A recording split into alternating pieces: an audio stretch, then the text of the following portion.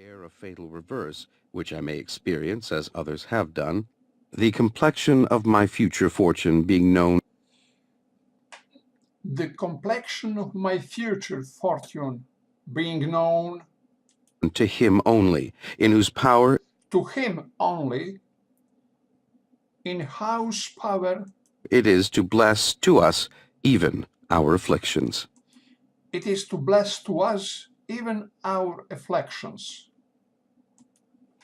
The notes one of my uncles, The notes one of my uncles,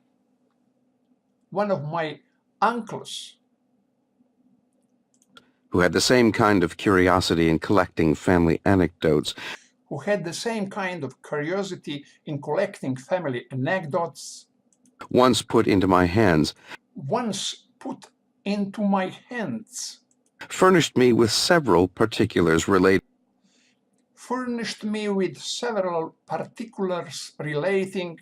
to our ancestors. to our ancestors. From these notes, I learned that the family had lived in the same village, Acton, in Northamptonshire, for in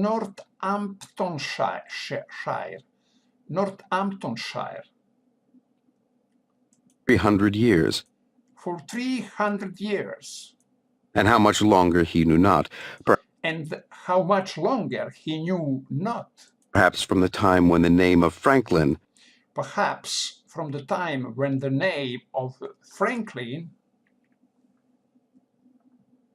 that before was the name of an order of people, was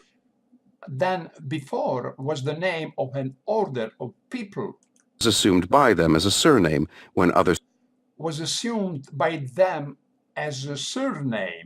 took surnames all over the kingdom.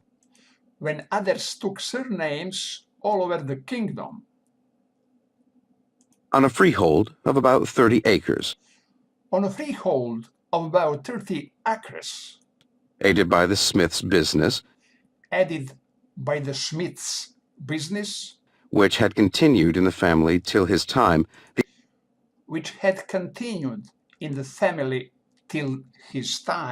The eldest son being always bred to that.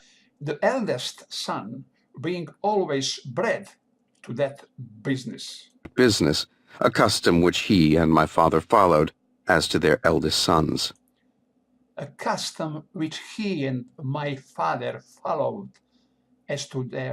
Their eldest sons. When I searched the registers at Acton, I found an account of their births, marriages, and burials, from the year 1555 only.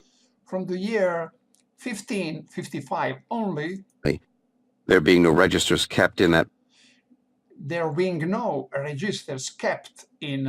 parish at any time. Preceding. By that register, I perceived that I was the youngest son of the youngest son for 5 generations back. I perceived that I was the youngest son of the youngest son for 5 generations back. My grandfather, Thomas, who was born in 1598, lived, who was born in 1598, lived at Acton, at Acton till he grew too old. To follow business longer. When he went to live with his son John. A dyer at Banbury in Oxfordshire. With whom my father served an apprenticeship.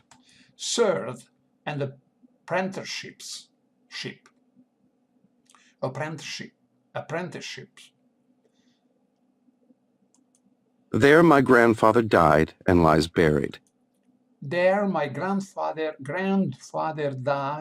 died and lies buried. We saw his gravestone in 1758. We saw his gravestone in 1758. His eldest son, Thomas, His eldest son, Thomas, lived in the house lived in the house at Acton at Acton and left it with the land to his only child, a and left it with the land to his only child, a daughter, daughter, who, with her husband, who, with her husband, one fisher of Wellingborough, sold it to Mr. Eisted, now sold it to Mr. Eisted, lord of the manor there. now lord of the manor there. My grandfather had 4 sons that grew My grandfather had 4 sons that grew up, viz. with column, Thomas, John, Benjamin, and Josiah. Thomas, John, Benjamin, and Josiah. Josiah.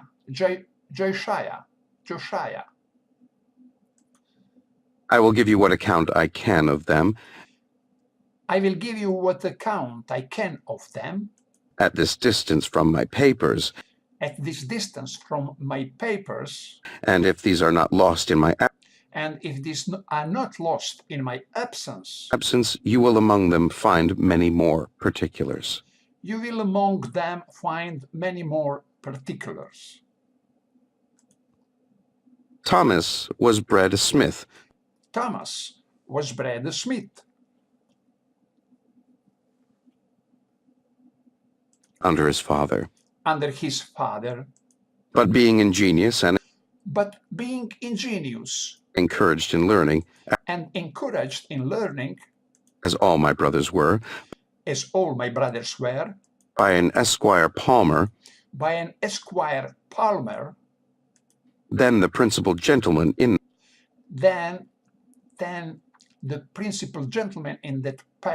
that parish, he qualified himself for the business of scrivener. He qualified himself for the business of scrivener. Became a considerable man in the county. Became a considerable man in the county. Was a chief mover of all public-spirited undertakings for the county or town of Northampton. For the county or town of Northampton. And his own village. Of which many instances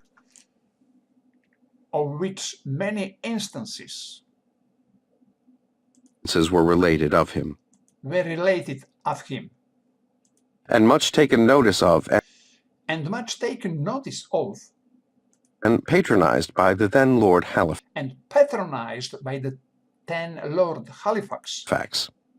He died in 1702. January 6th. Old style. Just 4 years to a day before I was born.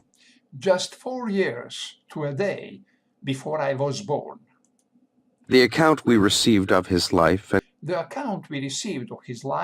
and character from some old people at Acton, I remember struck you as something extraordinary from its similarity to what you knew of mine.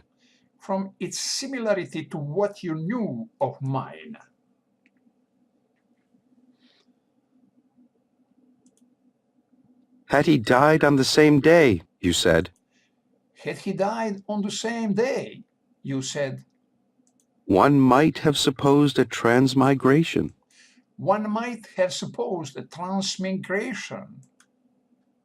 John was bred a dyer. I believe of woolens.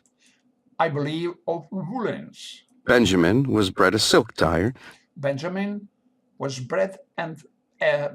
a silk dyer.